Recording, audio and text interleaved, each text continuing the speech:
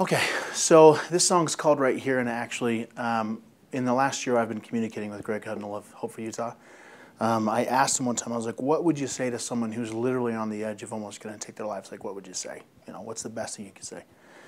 And he told me, he wrote back in an email, it said one line, he says, I don't know what you're feeling, I don't know what pain you're going through or what you're feeling, but I'm right here for you. And I was like, oh, that's my hook. That's my song.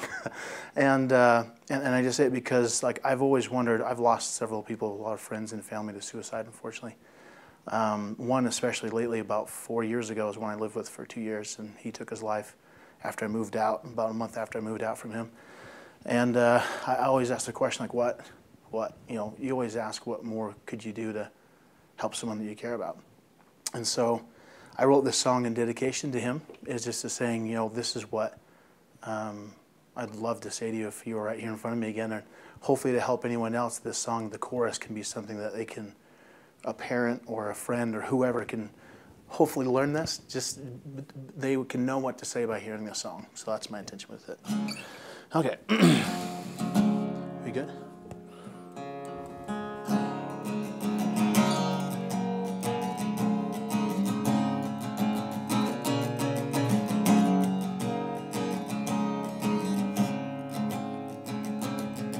Say it's like drowning in the ocean, and you reach out for some help but no one's there. You're lost at sea, where could you be? And I don't know how we even got here, but I don't know what you're going through, but I am right here. And I don't know the pain you feel, but I am right here. Oh,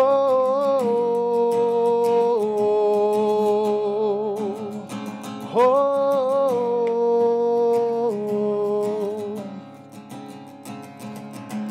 We've all felt shattered and broken, a million pieces on the floor.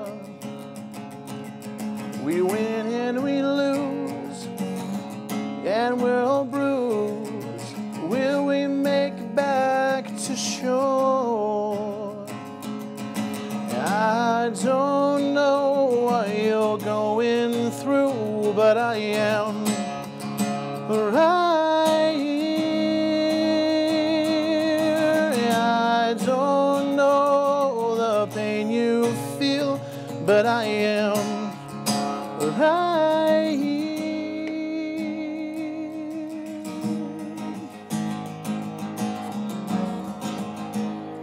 Whoa, just when you are feeling alone, I'll be the light to bring you home. The oceans will rise and the thunder will roar. I'll fly with you above the storm.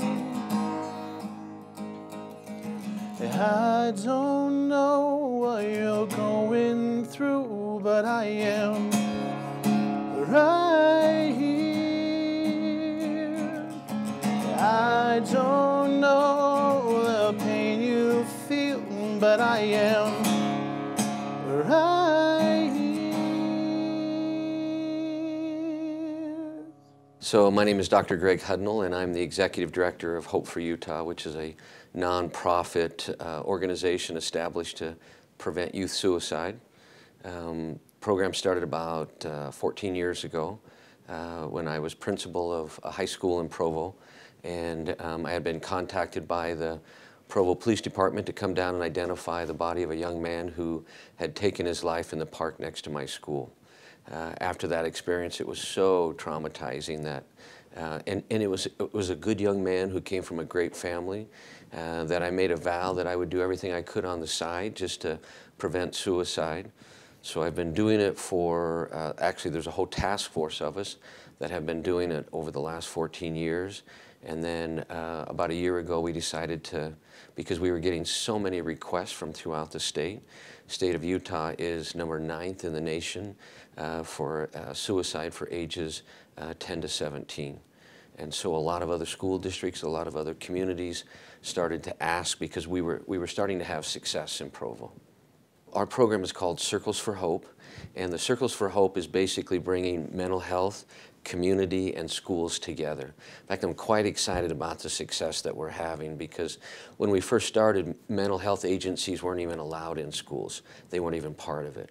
And now, because of our partnership with Wasatch Mental Health, they're in 63 schools in Utah County. So we're really breaking down that barrier because kids don't want to die. They want the pain to go away, but they don't know how to make it go away. And having that expert, that mental health expert, can really give them the resources they need. When we were putting our community program together, our goal was to train every adult, and we were having success with it. As we built that program, we started to have a lot of success, but the one piece that we were missing was the peer-to-peer, because 7 out of 10 kids who take their life by suicide will tell a friend, will give a warning sign, give away a prized possession, and those friends will never tell an adult. So we wanted to break that silence. So we actually went to Timpview High School, one of our larger high schools in Provo, asked every student in the school, if you were struggling emotionally, needed someone to talk to, list 3 of your friends. And the most amazing thing happened. The same 40 names rose to the top. That became our Hope Squad. And so we started training them on how to listen to their friends, how to provide that support, and then how to get them to go to an adult.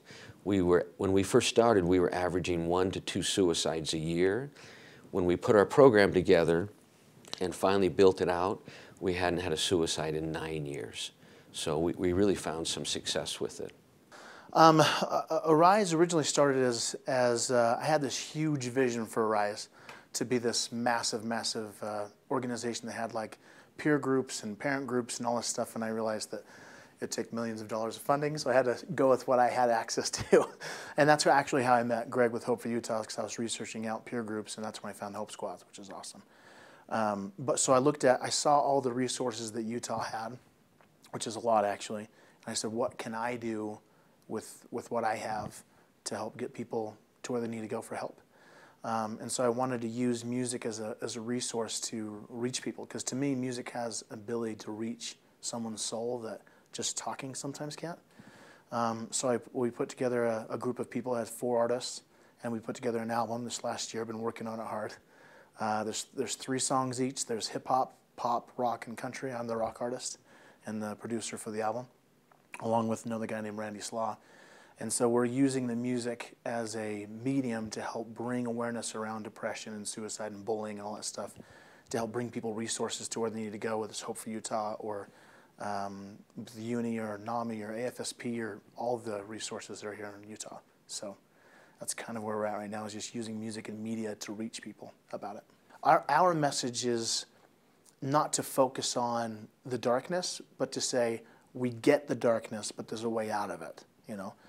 And that's why it's called Arise, because we want to get out of whatever it is that's holding someone down. And we are giving all the proceeds from this Arise album to Hope for Utah and charities like them. Like the bulk of it's going to go to them, because they are the reason why we picked them is because they're the front line of this war against mental health and everything else. You know, they're the ones down in the nitty gritty trying to help people, and we want to help support that cause. You know, because I'm not a counselor. I don't know how to effectively work with someone through mental health stuff, but I do want to have Arise be the connection between, because I've had, since I've started this, I can't tell you how many parents I've had come to me and say, what do I do? Like, my son's depressed or whatever else, where do I go?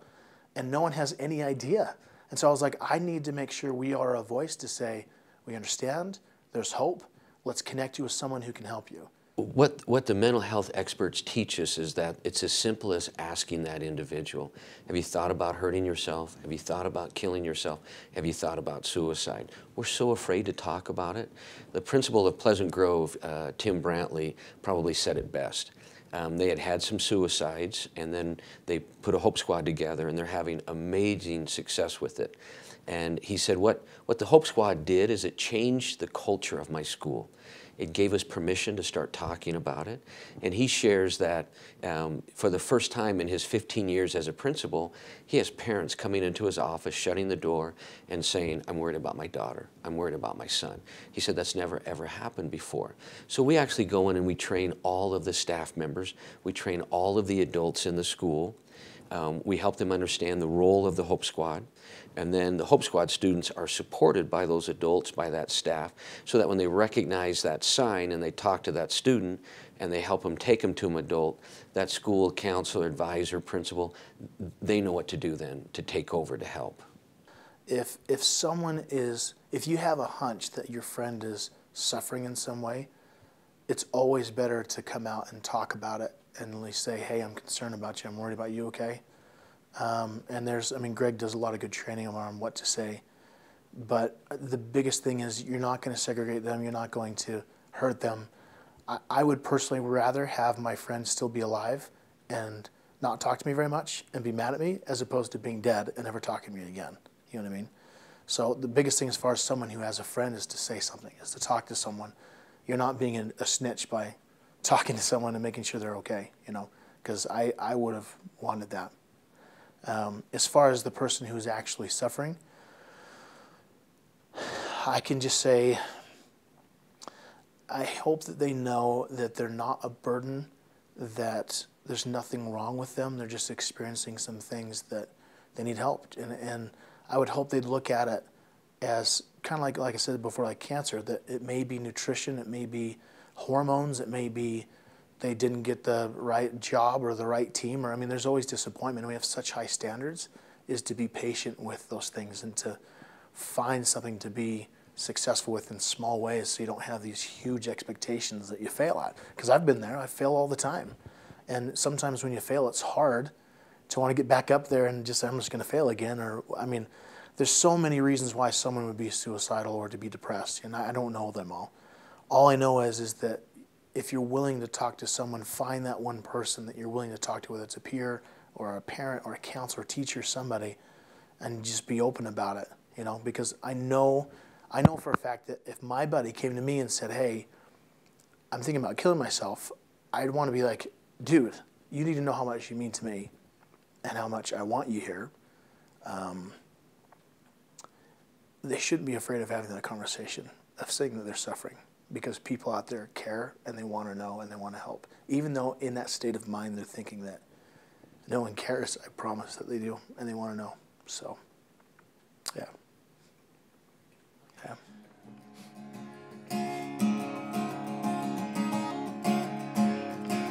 Your eyes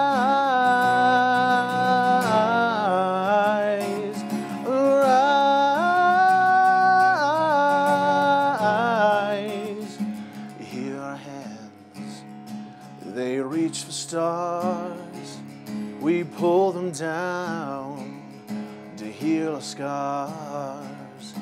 Here are eyes, they start for light, waiting for in the night, always wondering who we are and where we came from. Here is our cry, we are the ones who will survive. We wear the crowns from our eye. We are the ones who made us shine. We are the ones who will.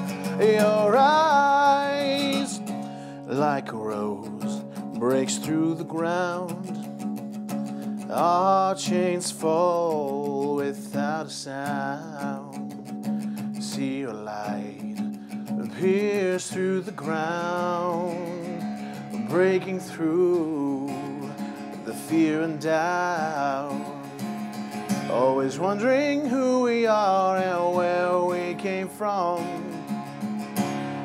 Here is our cry, we are the ones who will survive. We wear the crowns from our eyes.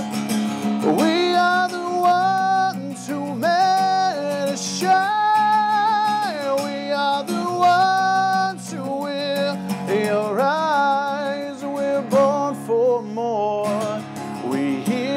the call. Lift up your arms, let's save us all. We're born for more, we hear the call. Lift up your arms, let's save us all. We are the ones who will survive. We wear the crowns from on high. We are the ones who made to shine. We are the ones who will arise. Arise, arise.